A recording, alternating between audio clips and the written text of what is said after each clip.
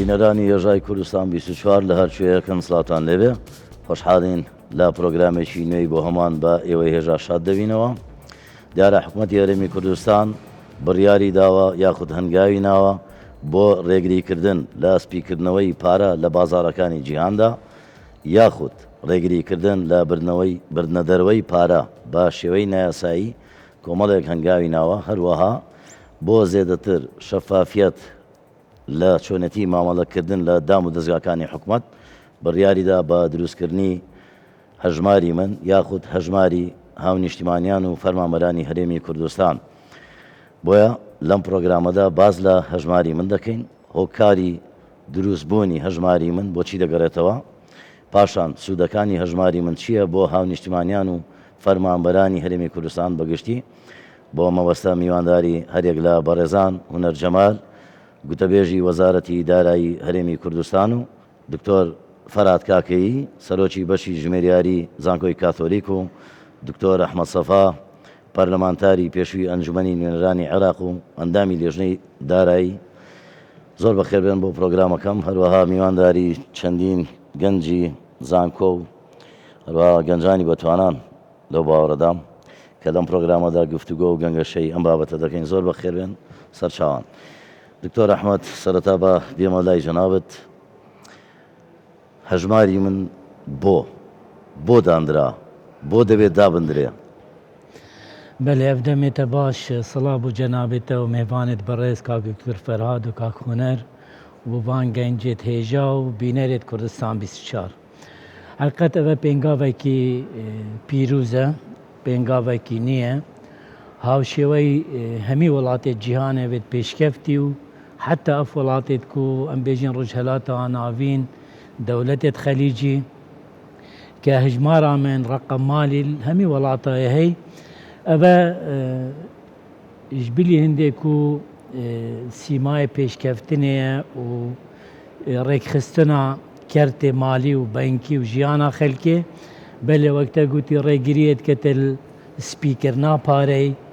تەهریبکردنا پارەی و کێشا حکومەتەیە پارێ کاش دە چارەسەر کرد. چونکە ئەم زانین ئەڤروکە عێراقێ کێشا هەرە مەزنیا پارێ کاشە کوتلا نەقدین وکە عێراقێ گەهشتە 100 تریلیۆن دینار پتر بەس ئەوێت ناف تەداولێدا کەمترە 3 تریلیۆنە 7 تریلیۆن ئەم بێژنە دیسۆردینگ مکتەنەزە یعنی خەلکی هەلگرتین بۆچی کە باوەری بکەرتێ بانقینینە بەس دیت نامن هەرچەند ئەوە سابقەیە یعنی و تێتە هەژمارتن کە پێنگاوێکی پۆزەتیڤ و ئیجابی بە حکومەتە هەرێمێ دوێت دوو تشتل گەل هەبن حتا سەرکەفتنێ بینێت ئیک دوێت سەرانسەری عێراقی چێ بیت چونکە هەتان و کە هەرێم جزئێکەش عێراقی دراوێ خویە تایبەت نینە دراوێ عێراقی و پارێ کاش وێرێتێت و ئەدوێت عێراق جی ئەوێ پێنگاوێ بابێژت یان هەماهەنگیەک تەنسیقێکە بتلگەل عێراقێ دوو ئەوێ مەسەلێ بنیا تەحدید بێت مستەلزەماتت بێن یعنی ئێک بێت ئینترنێتێکی بقوت هەبێت و هەمی جیها ئەجهیزێت تەعاملێ هەبن وەکی OPS و ATM و یعنی دبێت هەمی مۆڵ و مارکێت و ئەوە هەمی کاری باش. دکتۆر جەنابەت باز لەوە دەگەیت کە پێویستە لە سەرانسەری عێراق بێت لە کاتێکدا عێراق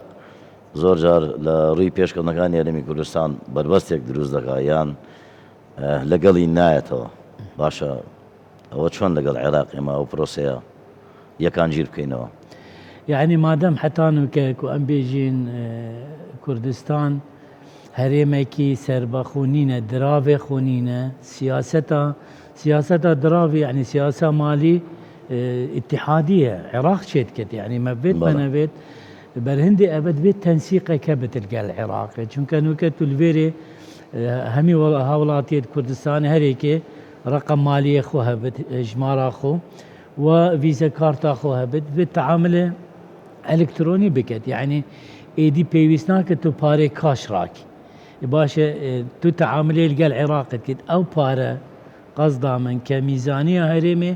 یەش بەغداتێت فأدبيت تنسيقه كبت بغداجي في بينغا في بافيجت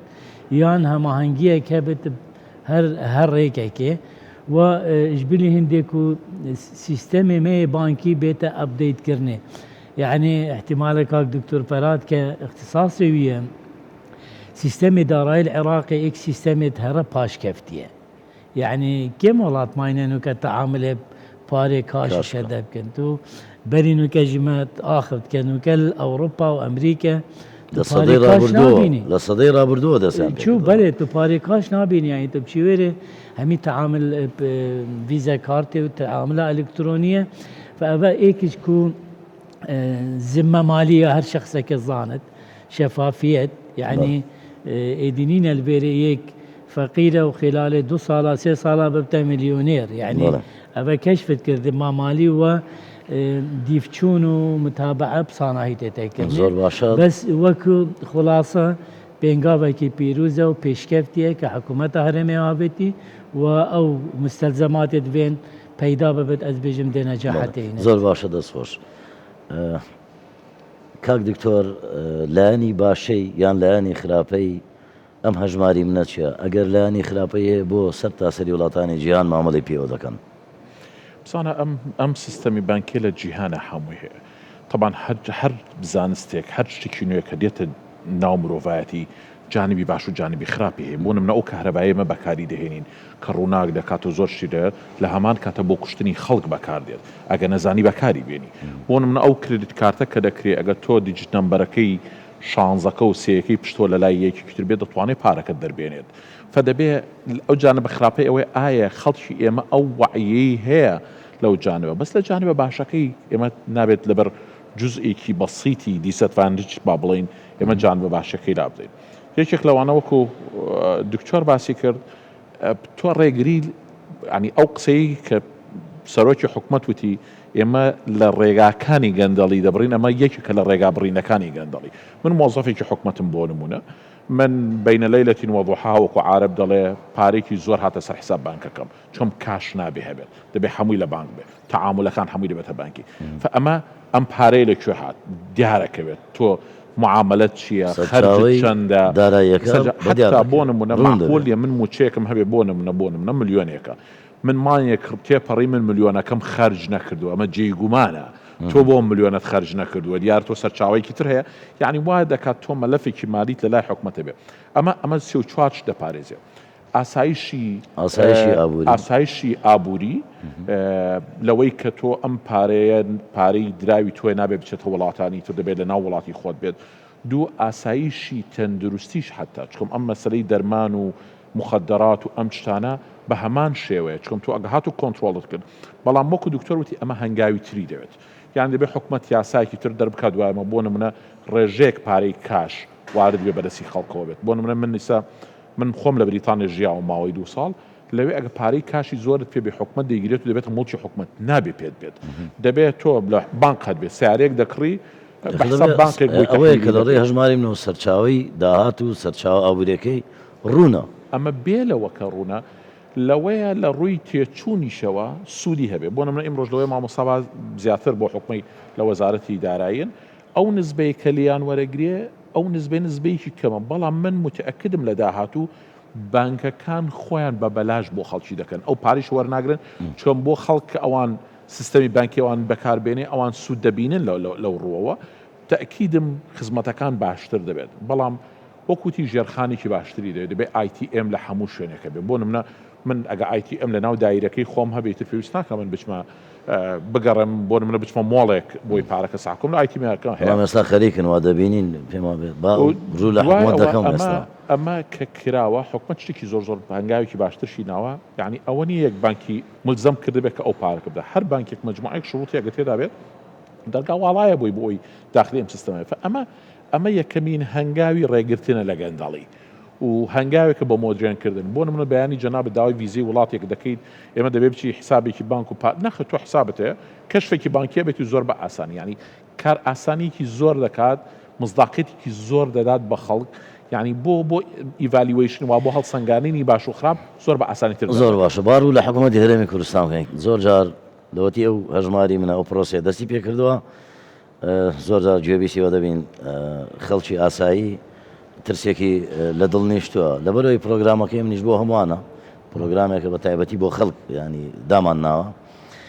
پرسیاری خەڵکت لێ دەکەم خەڵک ترسی لەوە هەیە کە بەبێ ئیزنی ئەو لە نێو هەژمارەکەیدا حکوومەت بۆ نمونە پارەی ئاو و کارەبا و قەرزەکانی لێبژێرێتەوە ئایا هیچ هەنگاوێکی وا هەیە ئێوە بەبێ پرسی خاوەنی هەژمارەکە پارە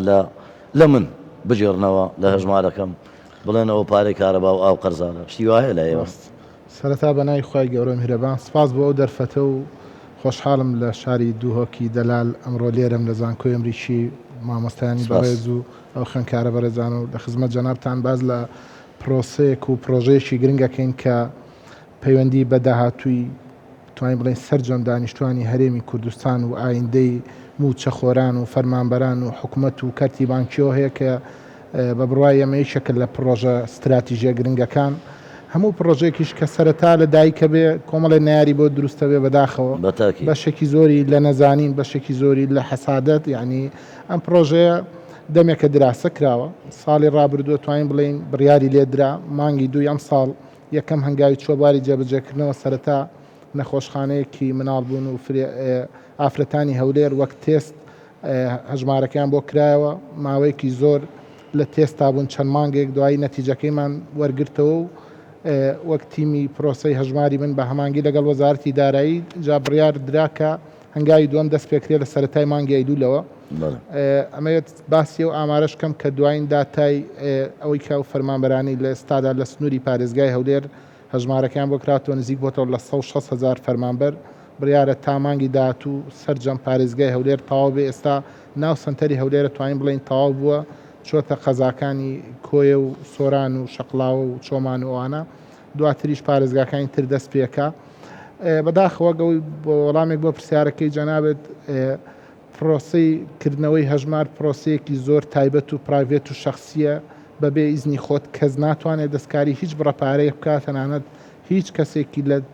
نزیکی تۆ لە فەرمانگەکەت بێ بەڕێوبەرت بێ ناتوانێت بزانێ ئەم ساوی تۆ چەندی پارێت بەشدار بوویە گواتە هەر هاو نیشتوانێکا فەرمانبەرێک پاسپۆرتی خۆیەتی هەمووی پاسپۆرتی خۆیەتی کەسی تر ناتوانێت بەکاری بێنێ بەڵام وەگوتم یعنی ئەنوا خوێندنەوەی بۆ کرێ هێشتا پرۆسەکە لە سەرەتا دەوترا کامە بۆ یەک بانک کۆڕ کراوە سەرەتا دوو بانک بوو ئێستا 5 بانکی تایەوە بەردەوامیش دەرگا کراوە بالێرە بۆ سین بۆ خوێندنەوەی بۆ دەکرێت خوێندنەوەی جیاز لەبەرەوەی بەڵێ بەشێکی ئەوەیە کە دانێت لە بەهایان پرۆژەیەکەم کەنە چکان پرۆژێ وا دەکا بەداخەوە ئێمە لە 2014ەوە قەیرانێکی ئابووری بەرۆکی هەرێمی کوردستانی گرتووە موچەخۆران دڵنیانین لە وەرگرتنی موچەکانیان لە کاتی خۆیاندا و هەمیشە ئێمە لەگەڵ بەغدا لە کێشە و گرفتین زۆر جار ئێمە ڕێکەوتنمان کردووە یاسای بودجە دەنگی پێدراوە پشکی هەرێمی کوردستان دیاری کراوە بەڵام بزروفێکی سیاسی هاتۆتە پێشەوە نەتوانراوە پارە لە کاتی خۆی بێ موچە لە کاتی خۆی بێ حالێن ئێمە ئێستا قسەی لەسەر تیاکەین ئێمە چەند موچەیەک لە دواین ئەمە پەیوەندی بۆیە کە ئێمە سیستەمێکی کۆنی مالی و دارایی بەکارێنین کە هەرێمی کوردستان ئەتوانێت بەم هەنگاوە لەو کێشەیە ڕزگاری بێ ینی تۆ سەرەتا ڕاستە فکرەکەوەیە کە هەموو موچەخۆران و فەرمانبەران دەبنە خاوەن هەژمارێکی بانکی تایبەت بە خۆیان لە ڕێگەی 1000 جیازی ئەیتیەم کە پەخش دەکرێت بەسەر جەم پارێزگاکان و قەزا و نەحەکانی هەرێمی کوردستانە ئەبێت تۆ بە هەنگاو بڕۆی هەنگاوی یەکەمەوەی تۆ ئەم فەرمانبەرانە ڕادێنی لەگەڵ ئەم پرۆسەیە کە لە ڕێی هەژمارەکەەوە بچۆن لە ئایتیەمەکە پارەکە بەکار بێن و دەری بێن ئەیش بە پێی پێویستی هەموو کەس ناچێت لە ئەوڵات دەری بێنێت دوای ئەوە هەنگاوی پرۆژە گەورەکە بۆیە کە تۆ پارەی کاژ نامێنێت سیستەمی کاژ نامێنێت تۆ بتانی پێداویستەکانت تەنها بەم کارتە خۆ ئەوش پرۆسێکی خورز نییە ستا بانکەیە هەزاران جیازی POS هەیە کە ئەتوانیت تۆ لە هەر شوێنێک بتەوێت لە مارکێت بێت لە بەنزیخانە بێت لە مۆڵ بێت لە چێشخانە بێت تۆ بتانی بەم کارتە بتانی پێداویستەکانی خۆت ئەمە ڕێگایەکە ئەتوانێت هەرێمی کوردستان بباتە قۆناغێکی تر کۆتایی بە قەیرانی دواکەوتنی موچە بێنێ و بەشێک لەو سیستە ئەو پاشەکەوتی کە زۆر جار موچە خۆران باسیەکەن لە داهاتووە کە ئەم پرۆسەیە چووە سەر ڕێگەی خۆی و توانرا هەر ژمارەیە چونکە بەڵێ ژمارەیە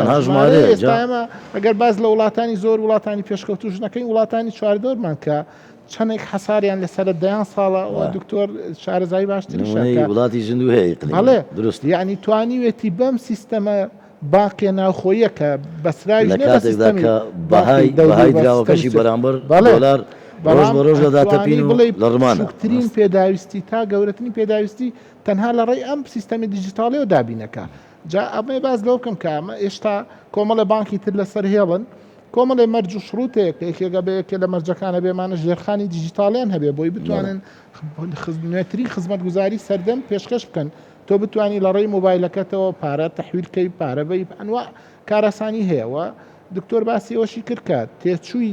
ینی ئەو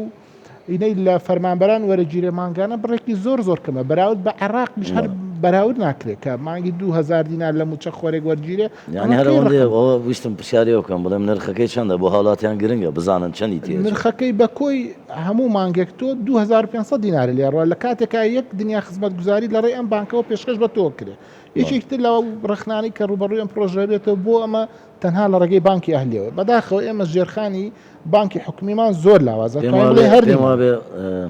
بڕی ئەو تێچوون و ئەو مامەڵە پێوەکردنە لە ئەلکترۆنیدا پێم وابێ لە بازارەکانی جیاندا یان لە وڵاتانی جیاندا $3 لە عێراق لە 6,000 ئەگەر لە میلیۆن لە وڵاتانی دەرەوە پێم لە وڵاتان زۆر زیاترە ینی ئێمە 2500 دیناری هەر دۆلار بڕێکی زۆر کەمە کە بەراورد بە وڵاتان هەر هیچ نییە کاکتۆر دێمە لا زۆر باشە دەستخۆش دێمە لای جەنابەت ملاحظەك سەر یعنی دەبێت خەلکێمە تەوعیە ببێت کاک دکتۆری گوت ئەوە ڕەوشەنبیری دەبێت یا دارایی دە خەلکێک ئەوە بۆ هەمی هاوڵاتیانە نەبەس بۆ کارمەندانە هەر هاوڵاتی دەبێت ژمارە خۆیان مالی هەبێت چونکە ئەوە پێنگاوێکە کوت و بگۆڕی سیستەمێک کەڤنیە کاش بۆ سیستەمێکی ئەلکترۆنی دوو ئەو حسابەیەتە پاسوەردە خوتەیە کەستە دەخولێ ناکرد یعنی خەلکێک بزاند کو دێ حکومەت کنترۆلا حسابایی کرد پارێژێ برد ئەوە نینە یعنی دنیاە و خاڵاسیە یعنی بڕاستی ئەوە وەکو عەرەبت بێژین یەجیب چونکە عالەم پێش کەفتێدی لاوازی سیستەمی مەصرفی عێراقی کوتلا نەقدی زۆرە مشکلە نوکە وەختێ وەزارەتە دارایی موچەی تەوزیعت کرد یەک هەفتیت مینێت پارێ کاش حتا پەیدات کرد ئەوە ئەو کێشەشی دە چارەسەر بێت ئەو کێشەی لە بەغدا هەیە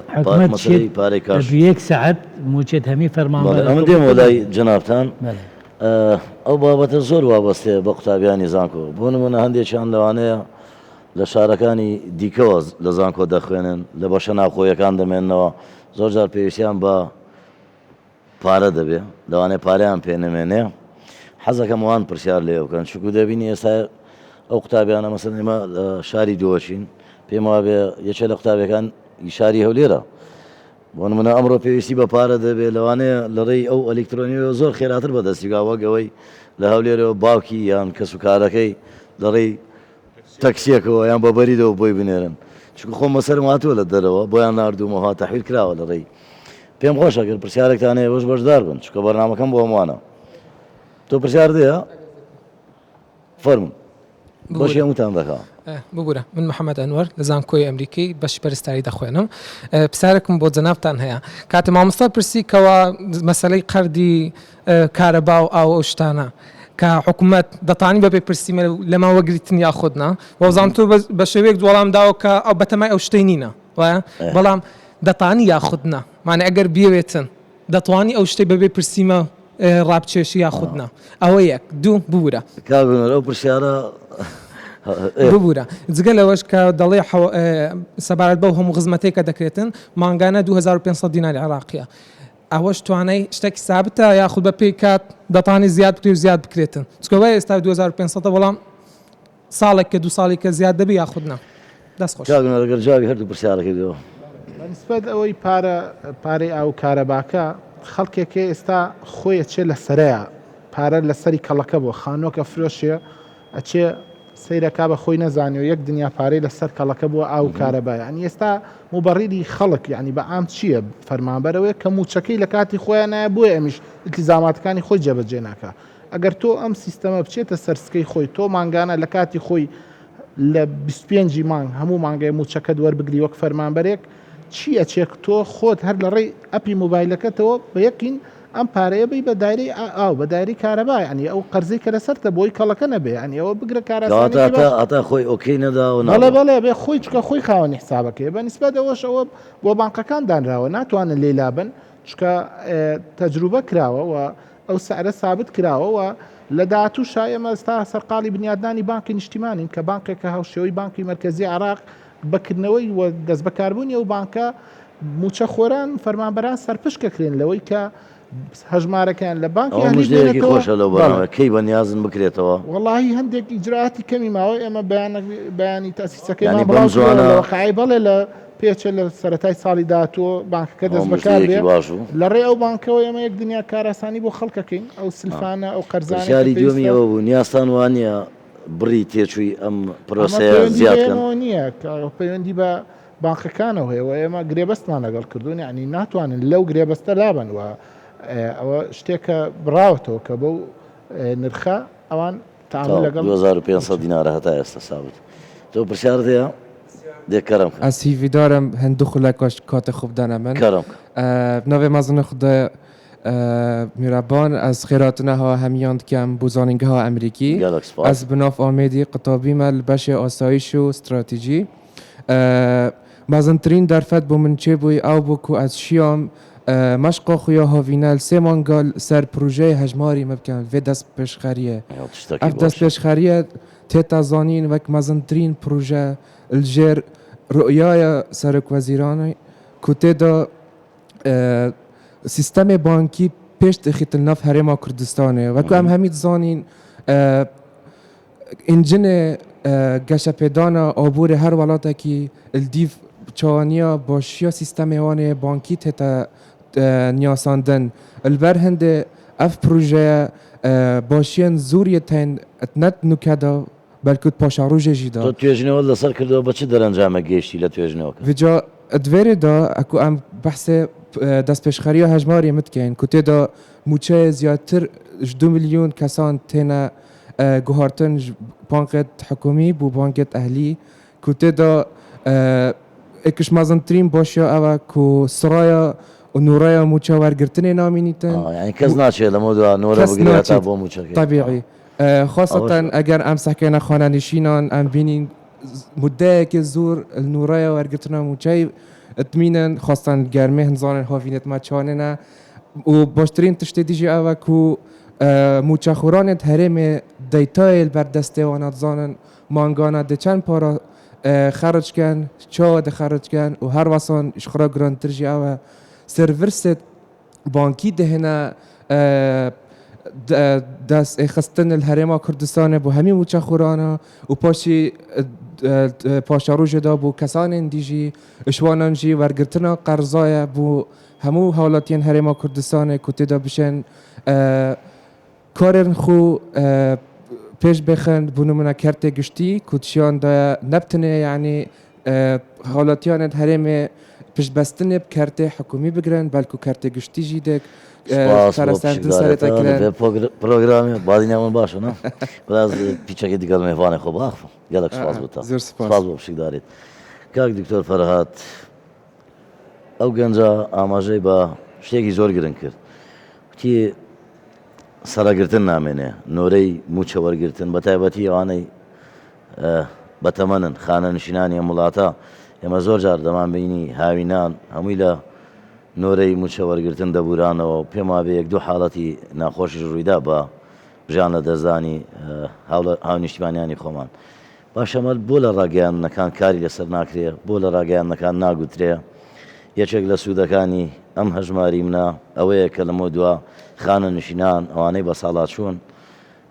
نۆرە ناگرن ئێخۆ یەکێک لە هەنگاوێکی باش ینی یەکێک لە هەنگاو باشەکان بۆ ئەم تەبەقەیە کە لە تەمەن سەروی تەمەنن طبعا تۆ طبیعەتی ئینسان وایە کە هەر شتێک گۆڕانکاری بێ لە بیدایەت بربەستی بۆ دروست دەکەیت حەزت لێ هەر چەناگە باشیش بێت بەڵام من تەجروبەی وڵاتانی تر هەیە هەموو وڵاتان بە تەجروبەیەکی ناجەحتێ پەڕیون من خۆم یەکێک بووم لەوانە دەمویست کرێی 6 مانگی شوقەکەی خۆم بدەم لە بریتانیا دەیوت پارەی کاشم پێ بوو دەوێت نابێ بەم کاشە بیری چکە مەگە بیریتە من مشکلم بۆ دروستەکەیت مشکلەکە لەکوێیە دەوێت تۆ دەیدەیتە من جارێ ئاسایشی پارەکە لای من مهمە ئەم پارەیە لەوەی لێم بزرێ دوایەمە من نەبێ بە سیارەیەک بیبم لە بانکی داعی بکەم ئەگەر تۆ بۆ بانک بۆمی بنێری من ماندووبوونەکەی من دەهێریتەوە یەک سەر دێتە سەر حیسابی من بێ لەو مەجموعەیەک مەشاکلی تر دوورم دەکەیتەوە ئینڤۆیست بۆ بێن و نازام چی خۆی دیارە ینی سیستەمەکە سیستەمێکی باشە بەڵام ئەمە ئێبەت شتێکمان هەیە لە فاینەنسە یان لە اقتصاد دەڵێن بازار عادلە یعنی بەعدالەت لەگەڵ خەڵکە تەعامل دەکات بۆ نمونە من ئەگەر کاڵایکی خراپ بێنمە بازارەوە لەوەی یەکەم ڕۆژ دووەم ڕۆژ بتوانم فێڵ لە خەڵکم بەڵام لە داهاتوو من ئیفلاسەکەم چکەم ئەم بازار عادلە لێم قبول ناکات بۆی کەش زۆر جا دەبینین لە سیاسەتی شەوایە سەرەکی زۆر حزبی سیاسی هاتنە ئارە بە مەجموعەیەک درۆ دەلەسە لە ئاخیرە نەمان فدەبێت تۆ ڕاست بی لەگەڵ ملەتی خۆتە بۆی بە بەردەوامی بتوانی بچیت ئەم هەژماری منە وەکو کاکە باسی کردو وەکو تەجروبەی ئێمە کە هەمانە یان وەکو خوێندومانە لەسەر ئەم بابەتە ئەمە ڕێگەیەکی ڕاستە بەرەو مۆدرن بوون چۆ بزانە ئێمە لە ئابووری شتێکمان هەیە ئیفلاسبوونی کۆمپانیاکان یان ئیفلاسبوونی وڵاتەکان لەبەر ئەوە نییە ماڵیان نیە لەبەرەوەی کاشیان نییە خەلەلەکە لە کاشەیە ئەمە تەنزیمی کاشت بۆ دەکات بزانە تۆ سێر کە ئەو وەرەقەی لە لای جەنابەت هەیە زۆر گەورەترە لە $100 بەڵام $100 بە قیمەترە لە وەرەق هەردووچیان وەرەقەیە چکەم ئەو بە یاسایە کراوە بە عملە ئەمەیتر ئەمەش تۆ بە یاسایەکەم حیسابت داناوە بەم ئەم حیسابە ئەم ژمارەیە کە نابینرێ ئەمە بەهایکی ئابووری هەیە یعنی تۆ دەتوانی بەو کارتێک کە خۆتەیەڵیان بۆ ئەپەی کە هەتە لەناو مۆبایلەکەت مسیارەکەی جەنابەت بکڕم یعنی ئەمە قیمەتیش قانونی ئەمە شتێکی زۆر باشە بۆ هاوڵاتیان من وتم لە ڕووی تۆ تێچوونەوە لەوەیە کاکە باسی کرد 2500 لەوەی من تەنها پارەی بنزینی سیارەکەم بۆی بچم موچەکەوەرە بگرم و بێمەوە 5000 تێ بچن ئێمە دوور لە ماڵم دانیشتومە هیچ کێشەیەک نییە ئایتیەمەکەی نزیکی ماڵم یان هەر خۆم دەچمە دەوامی دایرەکەم لەوێ بتوانم سەحبی بکەم یعنی هەندێک مەشاکلمان لە کۆڵ دەکاتەوە کە ئەمە بێ لەوەش کە لە هەمووی گرنگتر ئەوەیە مامۆستا و باسی ئەوەیان کرد کە ئەم سیستەمە لە کوردستان هەیە لە عێراق نییە بەڵام ئەگەر هاتو ئەم سیستەمە بەم شێوەی کە حکومت پلانی بۆ داناوە جێبەجێ من دڵنیا دەکەم و هەموو سەرمایەی عێراق و هەموو خەڵک دێن لە کوردستان استیسمار دەکەن چکەم شوێنی سیقەیە ئێمە ئاسایش تەنها ئاسایشی جەستە نیە ئاسایشی وڵات نییە ئاسایشی نەقدیمانیشە ینی ئاسایشی ئابووریمان هەیە ینی ئەمە ئاسایش پێدێت ئەم ئاسایشە بە چی حیفاظی پێ دەکرێت بەم سیستەمە بانکیە یعنی تۆ پارە دیارە هی من دیارە هی تۆ دیارە من نەدەتوانم فێڵە تۆ بکەم تۆ دەتوانانی فێڵە بکەیت ئەمە ڕێگریە لە شتێکی تریش تاوانی دزی ناهێنێت یعنی لە ڕووی ئاسایشی هاوڵاتیان گیرفانە ئەویش نهێنێت بۆ من پێویست ناکات لە مەودا من 6 دەفتەر پارەم لە ماڵەوە هەبێت دزێک بێت پێویست ناکات پارەی زۆر لە کارتەکەمی دزی بە یەک تەلەفۆن یان بە یەک SMS کارتەکە ڕادەگەرم قفڵی دەکەم تۆ ناتوانانی بیبیت ئەمەیشە شتێکی چرە کە تۆ وڵاتەکەت بەرەو مۆدرێن بوون دەبا بەرەو ئاسایشێکی زیاتر دەیبات ئەمە شتی زۆر باش کاگە هونەر هەڵگرتنی پارە لە حسابەکان پارێزراوە بە پارێزرایی دەمێنێتەوە بۆی هاوڵاتیان متمانە بکەن ئەوە پرسیارێک بیرۆکەیەکی دیکەش لام گەڵاڵە بوو لە وڵاتان من خۆم دیومە کاتێک تۆ هەژمارەکەت لەوانەیە هیچی تیانەما بووە ینی نزیکی سەرمانگ بووە پارە زۆر سرف کردووە کاتێک ئەچیتە مارکێتێک ئەچیتە بازارێک بۆی بیکڕی من دیومە ئەو سیستەمە ئەو پێداویستەکانی پێداوە ئایا لە هەرێمی کوردستان ینی وەکو قەرزێکە تقریبان لە هەرێمی کوردستان هەژماری من بۆ ئەوش بەکاردێ بۆن منم هەژماری من پارێتیان نەماوە من ێوارە پێویستیم بە هەندێک پێداویستیە بۆ ماڵەوە دەچمە مارکێتێک کاتێک لە ئامێرەکە دەدا دەمداتێ ناڵێت تێدانە ئەوە بەنیازن ئەوەش هەبێ پرسیارێکی جوانە دیارە بەشێک لەو ڕخنانی کە لەم پرۆژەیە دەگیرێ باسی بانکەکانەکەن کە ئەم بانقانە یاری بە پارەوەکەن و ئیش بە پارەوەکەن دیارە ئەم بانقانە هەموو یەکێک لە مەرجەکان کە گرێبستان لەگەڵە کرێبێ ڕەزامەندی بانکی مرکزی عراقیان هەبێ و پرۆژەکەش خۆی بە ڕەزامەندی بانکی مرکزی عراقیانی پێشەوەی هەنگای بۆ برێ ڕەزامەندی بانکی مرکزی عراقی بۆ گیراوە وەجگە لە فەرمانبەران و موچەخۆران لە داهاتووە خەنگای دومێ بۆ فەرمانبەران کەرتی تایبەتیش بکرێ بەوەی کە ئەوانیش هەموو حسابێکیان هەریەکەوە حسابی خۆی هەبێ من نمونەیەکی واقعیتان بۆ باسکەم کە ئەو 851 فەرمانبەرەی نەخۆشخانەی مناڵبوون و ئافرەتانی هەولێر کە لە مانگی 2 هەژمارەکەیان هەیە تیانە پێشتر موچەکەیڵێ بەشی نەکردوم یعنی مانگانە نەقسی هەبوو خەرجەکان لە داهاتەکەی زیاتر بوو لە ئێستا وای کردو لە سێمان یەکەمە بەشێک لە موچەکەی پاشکەوت کات لە سا دەیتە 15 هەشتیتە حوتیتە بەڕۆی دەیبینێت چەندی سرف کردو بەڵێ ینی بە پێی پێویستیش پارەکە بەکارێنێ بە پێی پێویستی ڕۆژانەی دەریەکە سەری مانگ سەیرەکە بەشێک لە پارەکەی هێشتا ماوەتەوە بووە بە ڕەسیدێک بۆی و بەکارێنە دوای سێمان هەر ئەو بانقە پێشنیاری بۆ کردەوە بەهای 5 ئەوەندەی موچەکەی قەرزی باتێ ئەو بانقی کە ئێستا هەژمارەکە یعنی جگە لەوەی کە تۆ پارەکەت پارێزراوە وە چانس دەدەی بە خۆت کە تۆ بتانی سلفە وەرگری پێشینە وەرگری قەرز وەرگری و لە هەموو دنیا شاوایە کاک دکتۆر چەند نمونەی وڵاتیە نایەوە کە لە وڵاتان چۆنە تۆ ئێستا کرێکی لە خانوێکە تۆ کە ڕەسیدت لەم بانقە پیا کرد هەر ئەو کری دەی بەو خانووە مانگانە ئەتوانی خانووەکە بکڕی و ئەو کرێ بیت بە بانقەکە و تۆ بانقەکە ئۆتۆماتیکی بۆ دەدا بەڵێ ئەوەی شێکە لە ڕێگا تەندروستەکان کە لە زۆربەی وڵاتان من کات خۆی لە بەریتانیاوەم بینیوە ینی بۆیە من فەرمانبەران دڵنیاکەمەوە کە ئەمە ڕێگە دروستەکەیە و هەنگاوی زۆر باشە ئامادەکاری زۆر باشی بۆ کراوە بێگومان هەندێک کەم و کوڕی لە سەرەتای هەرەبێت تا لەبەرەوەی پرۆسەیەکە پرۆسەیەکی تەکنەلۆژی گرنگە ئەبێ ئێمە هوشیاری بڵاو بکەینەوە خەڵک ڕابێ لەگەڵی بە تایبەتی چینی خانەنشینان و ئەوانەی کە بەتەمەنن کە بە هاوکاریان بین بەڵام هیچ کاتێک بۆ کاری باش درەنگ نییە و ئەمە ڕێگە دروستەکەی ئێمە ئێستا کە موچە دواکەوێ بێ 940 میلیارد کاشمان لەبەر دەستا بێەوە گەزارتی دارایی اینجای ئەلانی موچە حکومەت ئۆتۆماتیکە توانێت 170 مسۆگەر بکە بەڵێ ئەگەر من ئەتوانم ئەو کاتە وەزارەت دەتوانێت حکومەت دەتوانێت بە 500 میلیارد موچەی ئەلانی موچە بکات چکە لەڕێی دە بانقەوەیەی هەر بانقی ئەگەر 100 میلیاری دابێت تۆ 50 میلیاری تێ خۆ هەمووی بە یەک ڕۆژ ناچێ دوای 15 ڕۆژتر کە سیولە و کاش تاتە بە ئەمەوە قۆناغ یەکەم تا پرۆسەکە چێتە سەر سکەی خۆی و وردە وردە خەڵک تەعاملی لەگەڵەکە و لەگەڵی ڕادێت دوای ئەوە تۆ پێویستت بەم سیولە زۆرەش نامێنێ ئەو کاتە ئێستا کە ئێمە کێشەمان هەیە کۆمپانیا ئیفلاسەکە بەڵێندەر پارە مقاولین تەنها کێشەی کاشەکەیە بەڵام ئەگەر تۆ بتوانێت ڕەسیدێکی بیت تێ بتوانێت ئەم مقاولە ئیشەکانی خۆی بکە هەم پرۆژەکەش ناوەستێ هەم ئیشوکاری خەڵکی تریش کە ئەو تەعاملیان لەگەڵەکە ماوادیان لێکڕێ بەردەوامە بێ کە ئەمە ڕێگە تەندروستەکەی و دەست خۆش دکتۆر ئەحمەد بابێ مۆلای جەنابەت هەژماری من چەندە ڕێگری لە برنەدەرەوەی پارە بە نایاسایی دەکات پێشتر لە دەستپێکی بەرنامەکەم زۆر ئاماژەم بەو خاڵە کرد زۆر جار عێراق هەرێمی کوردستان بۆ تۆمەتبار دەکات دەڵێ دەواازە سنووریەکانی هەرێمی کوردستان پارەی لێ دەچێتە دەرەوە بە دیاریکراش بۆ وڵاتێکی ئیقلیمی ئەو هەژماری منە چەندە ڕێگرە ئەگەر عێراقیش بەکاری بهێنێ بۆی پارە بە شێوەی نایاسایی نەچێتە دەرەوە یعنی بەری بێم سەر بێ پرسیارێ یعنی کە ئەمت وی بابەتیدا نەجاحەت بۆ وی پرۆژەی دوو تشتی دوێنێ یعنی ئێک باوەریە مرۆڤ دەف خەلکێ پەیدا کرد کە پارێ خۆ بهێلتت حسابا خۆدا ئەگەر من ژمارە هەبێت ویزە کات موچێ من هات ئەچوو من هەمی سەحب کرد نفس عملي يعني ما شناك لو إيك دو دويت حكمة القلبة ياساي كدر بيخت همي ماركت همي مول أجهزة بكار بينن أبدكو إلكتروني تشمر بيبكر حتى أزبهلم فارغ بالنسبة بسيارة جنابت يعني أو قندليا السيستمي بانكي العراقي شو لاطانينا حفتي وسي بانك العراقي تهين بله 5 بانك يعني 6 بانك تني يشي بانكي تكين او دي همي دكانن مجرد كم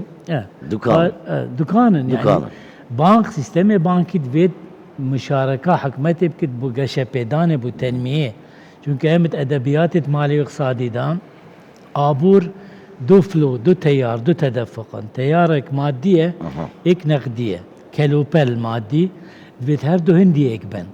اگر یک شیدی پتر بت یان ده هلاوسان تا رقم چه بت اگر پاره پتر بت بله و اگر پاره کم تر بت ده انکماش رکود ده چه بت اما هر دو جی امت بيجنه توأمي السوء يعني جيمكت خرابينا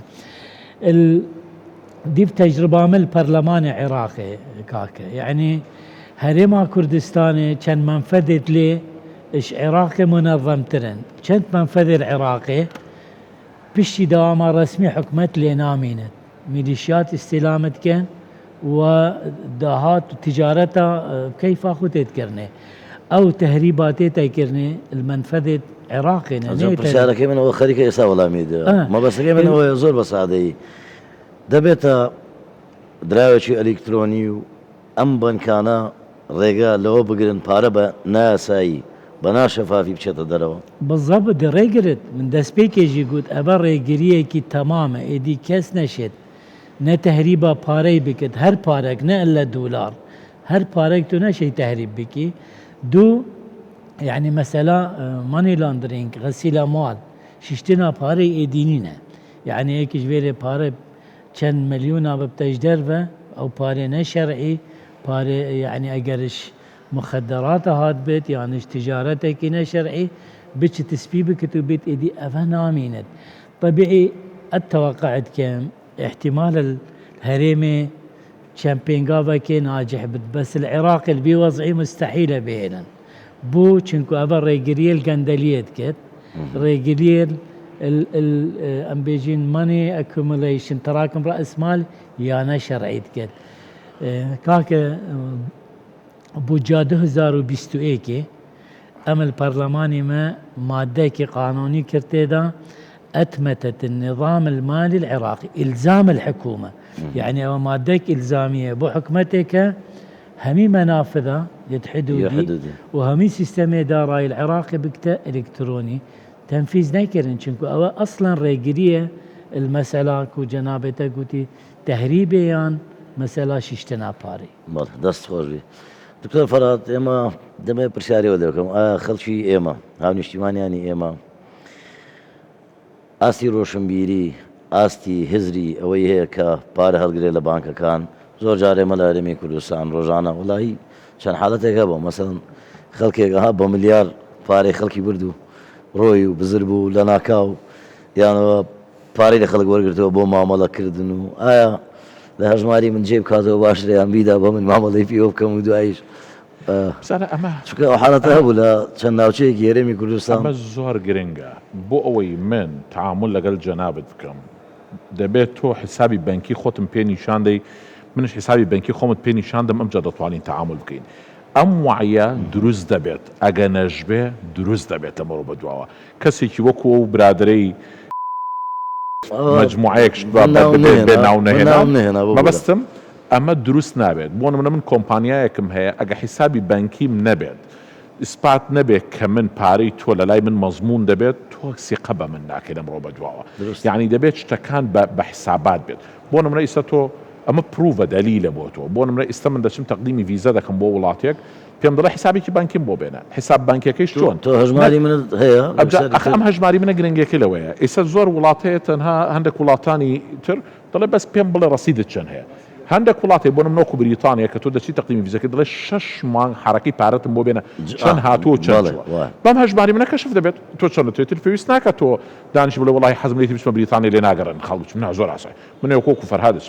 بێلەوە ئەگە ئەمە خراپ بێت ئەمە حکومەتە و دەیکات و جەبری خەڵک دەکات باشە کۆمپانیاکان بۆ دەیکەن نیسە من ناوی دوو کۆمپانیات بۆ دێنم نەبێتە دەعایە بۆ کۆمپانیاکان ناومەیە ناگەر بتوانین بۆ منە دوو کۆمپانیای گەورە هەیە لە هەولێر خەڵکی لۆکەڵی خۆمانی تێدایە حسابی بانکیان بۆ مۆزەفەکانی خۆیان کردوتەوە پارەتان لە بانک وەرگرن خۆ لە لای خۆی هەیە ئەتوانی بیدادێت بەڵام بۆ خستوێتی بانک بۆی شەفافیت بەیانی لە ڕووی وەبەرهێنانیشەوە بۆ نمونە مامۆستا مدیری وەبەرهێنانە من دێم تەقدیم دەکەم دەڵم کاکە من پرۆژەیەکم هەیە دەمەوێت وا بکەم واکەم دەڵێ حساب بانکیەکەتم بدەێ بزانە ئایا تۆ ئەو توانایەت هەیە تۆ بتوانینی بکەیت بێلەوە ئەم شتە بزانە مامۆستا باسی شتێکی کرد کە ئەمانە بێ موافقی بانکی مرکزیانە بێ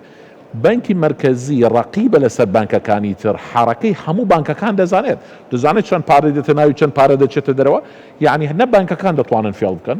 شەفافیەتیش دروست دەبێت بەیانی حکومەتی هەرێم دەڵێ کاکە منە خەرجیم هەیە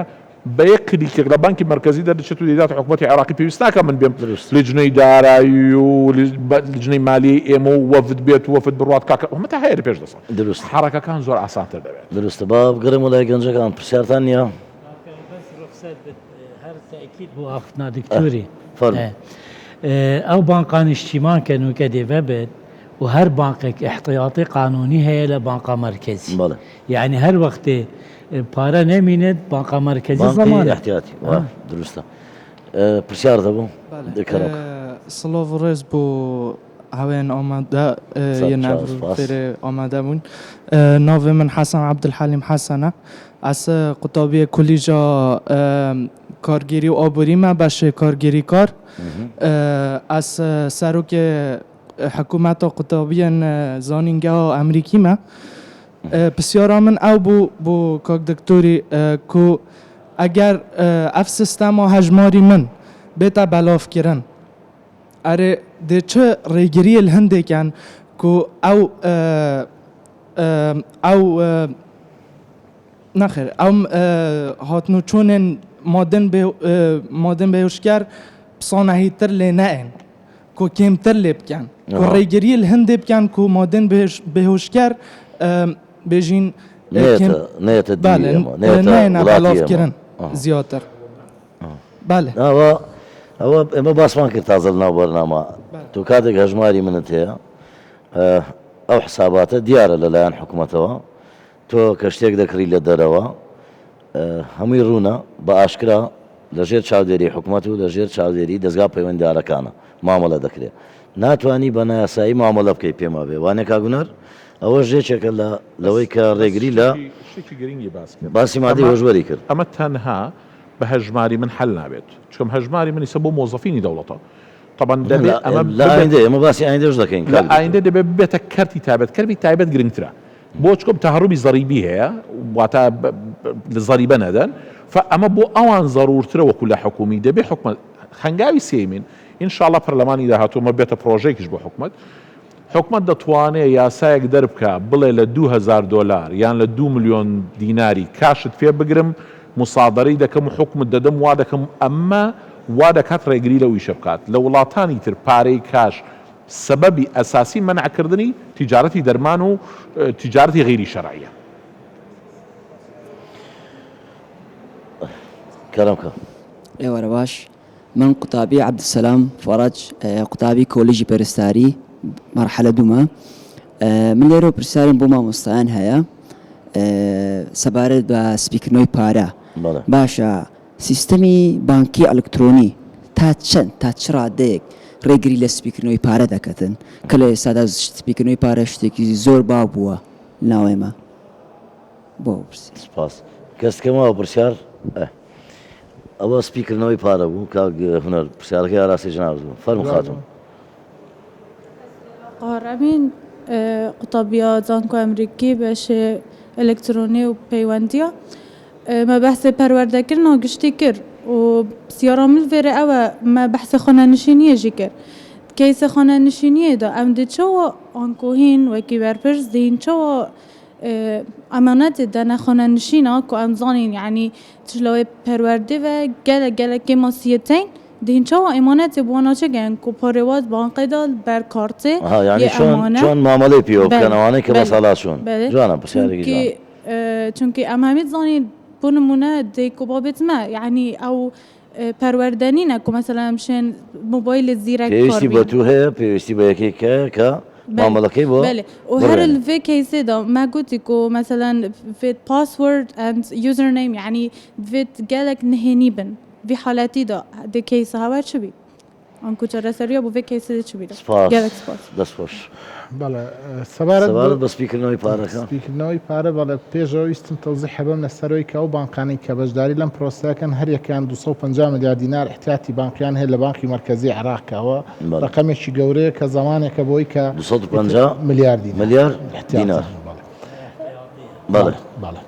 جا ئەوە واکەنی یەکێکتر لە هەنگاوەکان کەواکەم پرۆسەیە خێراتر بکرێوەیە کە خەڵک متمانی بۆ گەڕێتەوە بۆ بانک یعنی ئێمە پارێکی زۆر باسی کرد دکتۆر کە لە 170 بگرێت لە کوردستان لە 180شی پارە لە دەرەوەی مامەڵەیە یعنی کابینین ئەو پارە کاشە خەڵکێکی زۆر پارەی پێە بەڵام نازانێت چی لێ بکات چۆن بیخاتە ئیشۆ ئیشی بانک چێ لە بنەڕەتە ئیشی بانکەوەیە کە تۆ پارێک لێت زیادە لە بانک دایانەی ئەیدا بە یەکێک کە پێویستی پێێتی ئیشی پێەکە ئەمە حرەکەت دروستە بێ کار و پرۆژە دروستە بێەوە هەموو وڵاتانی پێشکەوتوش بەم قۆناغای ڕۆشتون کە ئەمە ڕێگە دروستەکە بەنسبەت سپیکردنەوەی پارە بڵێ ئەمە یەکێکە لە ڕێگا گرنگەکان بۆی کە تۆ ڕێگری بکەیتەوەی کە پارە سپیکردنەوە کە تۆ هەموو کەسێک سەرچاوی داهاتی دیار بێ ئیتر وردە تۆ بزانێ ئەم خەڵکە بەچی پارە پیاکە لە چۆ یەتە سەر سابەکەی و چەنی بۆ هاتووە دکتۆر شتێک تری باس کردەوەی خۆت زیینەوە لە باج ئێمە ساڵانە هەزاران کۆمپانیا ئەدەی بە دادگا لەسەرەوەی خۆت زێتەوە لە باش کە حساب ختامی پێشکەشەکە ئەڵێ زەرم کردووە ئێستا خۆشببختانە تیمەکانی ئێمە ئەوەندە وریا و ئەوە هەموو داهات و خەرجی و بەڵێ بەڵێ قازانجەکانی هەمووی ڕوون دەبێتەوە زەریبەر لە قازانج لە 150 وەرەگری لە زۆربەی وڵاتانە چێتە 45 تا سعودی زیادەکە بەڵام تۆ لە سەدا 15 لێ وەرەگری کە لەو قازانجەی کە لەم وڵاتەیە دەستی کەوتووە تۆ بەکارێنی تۆ بۆ خزمەت گوزاری بۆ پێداویستەکان بۆ يعني هدفی زەریبەشەوەیە وەرگرتنی بڕێک لە قازانج لە خەڵکانی دەوڵەمەند خەرجکردنەوەی بۆ خەڵکانی هەژار کە لەمە حکومەت زۆر فێڵی لێکرێ ئێستا بە تایبەت ئێمە سەرقاڵ لێوین کە ئەو لە سادەیت کە لە ئوتێل و نەخۆشخانە تایبەتەکان و ڕێستۆرانتە پێنجەستێرەکان زۆر جار لەمەشە ئەو لە سادەی کە بە ناوی حکومەتەوە وەرەگیرێ لە 125 ناگەڕێتەوە بۆ لەوەش فرت و فێڵی تێدا بەڵێ لەوە شادەکرێ جا کاتە هەژماری من ڕێگە لەوەش دەگرێت بەڵێ ئەمە خۆی هەژماری من هەنگاوێکم زۆر کەمەوە جوابی ئەو خاتونەش ئێستا جوابێ دەما هەنگاوێکە بۆ سیستەمێکی گەورەتر ینی ڕێگاکە بۆ بڕینی کۆمەڵە ڕێگا بەڵێ دەستپێکێکە بۆی کە تۆ بوردە وردە ئێستا ئەمە لەم کابینێ 28 سیستەم و خزمەت گوزاری لەسەر ئاستی وەزارەتەکان بە ئەلکترۆنی کراوە خەڵکە بوو جاران بۆ تەقدیمی ویزێک لە دەرەوەباتە بۆ هەرێمی کوردستان لە ڕێگەی بانکی هەر لە وەزارەتی دارایی ئێمە لە 6 بواری جیاوازە خزمەت گوزاریەکانمان بە ئەلکترۆنی کردەوە بە نیسبەت ئەوەی خاننشینان بەڵێ ئێمە تێگەین کە ئەوانە چینێکی بەڕێز و ماندوون و لە تەمەنان و تۆزە کاتێوێ بەڵام هەنگاوی یەکەم تۆ هەردوو اختیارەکانە دەیت ینی چ بتوانێت لە بانکەکە بە کاژ وەریگرێت چ بە لە ڕێی ئەیتیەمەکەەوە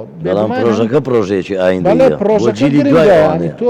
تۆ بیر لەوە بکەرەوە فەرمانبەرانی کەرتی تایبەت یان ئێمەگەر ئێمە ملیۆنێک 200,000 موچە خۆرمانە بێ خۆ 2 میلیۆن کەس هەیە لە کەرتی تایبەت کارەکە هەموو ئەمانش بێنە ناو پرۆژەکەەوە تۆ چه حرەکەیەک دروستە بێت چ متمانەیەک دروستە بێت چ پارێک ئێستا مۆزەفەیە کە چووە پارەی ماڵی خۆی ئێستا کە ناو پرۆسەکە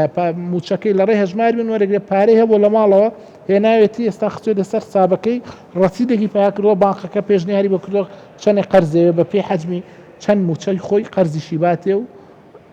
ڕەسیدیشی پیاکردن کاک دکتۆر ئەحمەد هەرگرتنی پارە چەندە زیان بە دەوڵەت دەگەێنێ لە ماڵەوە لە بریەوەی لە بانک دابنەی مامەڵی پێ بکرێ ڕۆژانە تۆ لە ماڵەوە هەر پارە کۆکەیتەوە پارەی کاش وزرارك مظنة يعني الأدبيات النقدي حكومة بنقة مركزي وقت باري طبعت كد إصدار نقدي جديد بيتمه معادلة هي كمية النقد في سرعة التداول يعني أو كمية طبع بالتداول دستك بو دستك أجر تبارة هلجت أو بارة ب ليكس تسربة يعني أوش تياري دركت منقود إسلام مشكلة ما ظن البنقة مركزي هر باري طبعت كد وبارة بشناه كد إيدي چونك خلق باورينينا كاك يعني أو سيستما أساسي تراست باورية كد بيت هاولاتي باورية بي بانقة بدت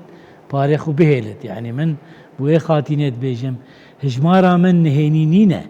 هجمارة واضحة يعني تو بتشيش دربة سيم كاردك بكريدة بيش كارقمته دي رقم نشادي چن هينية أو فيزا كارتا تهي أو بابتا متقاعدة راتبي مچي چي تسر حساباي فيزا كارتا شيت باسور دي بتا تبشي تشتي بوي بكري بيني وبي فأبا قالك مهمة أبا دي كيشا بانقا مركزي أو بانقا الهريمي فبت دي قالا چارة سريكت و كشول وزارة دارایی دي آسان كت يعني مشكلة وی کمیا پاره و هجمارتنه و دزینه و همیه دي چاره سر كت جا كونبوني پاره زور زار تسويق يعني وك عرب لناوشوني أو پاره كاشا وك عرب بيجن إن شئت أو أبيت أو اندماج في سيستم عالمي وك زمان جهاني بوني علماء الدنيا همي بإلكتروني تبتني بتعامل بكاشف كي فتب بنشاز ادبيت هرم هذا بينقافك باشا ودمي خداه بس وكي من قلتي ادبيت هندك مستلزمات دي اويت الجل وباوريه بو خلكي شيكت خليجي باوريش تجربه ايننا اگر ديت صالك ودو ابا سربوريكي ناجح خلك ميدي باوريه دنو دسوش نبري من ماي برنامجكم برو کۆتا دەڕوا دەمەوێت بە کوردی جوابی پرسیارەکەم دەوێت کاک دکتۆر لە ڕێگەی بانکی ئەلکترۆنیەوە دەتوانین هەرێمی کوردستان ڕزگاری بێ لە پارەی کاش و مامەڵەکردن بە پارەی کاش و ئەگەر جواب دەیتەوە بە کوردی لە زۆر ئومور نەجاتی دەبێت ئوموری خراپ وەکو مامۆساش وسی دەچێت ناو سیستەمێکی دووەلیەوە وڵاتانی تریش باوەڕیان بە سیستەمێکی ڕاست و دروستە بێ وەکوتمان بازار هین ناکات شەرم ناکات ئەو بە واقعە وا دەکات کوردستان لە ناو خەریتەی اقتصادی عالەمی شوێنێکی زیاتری بێت و زیاتر بەرەو پێش بکەوێت. کاگونێر ئەگەر وەکو حکوومەتی هەرێمی کوردستان دو هەمین پەیامت لەسەر هەژماری من بۆ هەم نیشتیمانیان هەبێت چییە؟ وڵی یان چ داواکاریەکەت هەیە لە وڵا داواکاری ئەوەیە کە من پێم وایە ئەم بە چوونە سەر تەواوی ئەم سیستەما کە لە ساڵی داهاتووە پێم وایە تا کۆتایەکەی تر بەشی زۆری فەرمانبەران و موچەخۆران ئەبنە خاوەنی سیستەمەکە لەو کاتەیە ئەتوانین بڵێن هەرێمی کورسانە بێتەوە چرخانێکی تازە بەخۆیەوە بینێ کە کۆمەڵێک خزمەت گوزاری کۆمەڵێک کاراسانی کۆمەڵێ متمانە کۆمەڵی حرەکەی گەورەی بۆ گەڕێتەوە کە چیتر خەڵک لە ڕاوچیان نەبێ کە ماگانە موچەکەی کەی دێ چکان سیستەمەواکە تۆ لە کاتێک تەوقیتێکی دیاریکراوە بزانین کە پارەکە دێت سەر سابەکەت و بەرنامەی خۆتی لەسەردانی چۆن بەکارێنی و یەک دنیا خزمەت گوزاری کە هیچ شتێکیان لەسەر هەژمار ناکرێ بۆ نمونە ئەپی موبایل کە تۆ دابەزێنی بانکی ئۆنلاین کڕینی ئۆنلاین کە شتە کڕی ئەمانە هیچ ئەمولەیەکی ناچێتە سەر هیچ تێچوێکی نییە پارە ڕاکێشان لە دەرەوە پارە ڕاکێشان لە ئەیتیەمی جیازێکی تر ئاڵوگۆڕی پارە لە بینی لە کەسێکەوە بۆ کەسێکی ناردن و بەڵێ ئەمانە هەموو ئەم خزمەت گوزاریانە هەمووی تەحویلات بەڵێ جامە کارەسانێکی تر واکە لە دوایەوەی کەم پرۆسەیە کەرتی بانکی هەرێمی کوردستان بەرە قۆناغی ترە بە کارەسانی بۆ بازرگانان کە ئێستا کێشەی گەورەی حواڵان هەیە کە لە ڕێی بانکی مرکزیەوە ئەو پارەیان دەست ناکەوێت ئەمە واکە وەک دکتۆریش باسی کرد کە هەرێمی کوردستان لە ڕووی اقتصادی و بانکیەوە بەستێتەوە بە وڵاتانی پێشکەوتوو کەواکە اعتیبارێکی زیاتر هەم لە ڕووی تیجارەت و هەم لە ڕووی حواڵاتەوە بۆ هەرێمی کوردستان بگەڕێتەوە بۆیە من داوا لە فەرمانبەرانەکەم سەبریان هەبێ با کۆی پرۆژەکە تەواو بێ بکەوێتە کار و بۆ دڵنیایی خۆشیان ئەتوانن ئێستا پرسیار لەو کەسانە بکەن کە ماوەی هەژنۆ مانگە لە ڕێی ئەم سیستەمە موچەوەیان بڵێت سوودەکانی چییە دەکرێت فترەیەکی زەمەنی هەبێ بۆی هەموو فەرمانبەرانی هەرێمی کوردستان دیاریتان کردووە بۆ نمونە تا ساڵی 2025 بەڵێ تا 2026 نانە تا 2025 یعنی ئەمە ئێستا بیدایەتە تا مانگی داهاتوو هەولێر بە تەواوەتی تەواو بێن جاچێتە سلێمانی و دووهۆکیش دەست پێەکە پێم وایە لە 2024 ناگاتە نیهایەکەی کە کۆی ئەو فەرمانبەران بنە خاوەنی هەژمارەکەەوە ئێستا هەر کەسێکیش کە ئەمڕۆ بۆ یەکرێتەوە لە ماوەی 6 ڕۆژە ڕاستەوخۆ لە دوای 6 ڕۆژ دەتوانێت لە ڕێی ئەو کارتەوە موچەکەی وەرگێواتە لە دوای 6 ڕۆژ بە تەواوەتی هەژمارەکە ئەکتیڤە بێ و ئیشی پێکە و توانێت سوودمەند بێت لە هەموو خزمەت گوزاریانەی کە بانکەکە بۆی دابینە. دەستان خۆش زۆر سپاس بۆ میوانە بەڕێزەکانم سپاس بۆ میوانە قوتابیەکانم کە لەم بەرنامە بەشدار بوون ئەمڕۆ لە شاری دووهۆک بینەرانی خۆشەویستی کوردستان 24 سپاس بۆ ئێوەش کە تاوەکو ئێستا بینەرمان بوون هەمیشەتان شاد.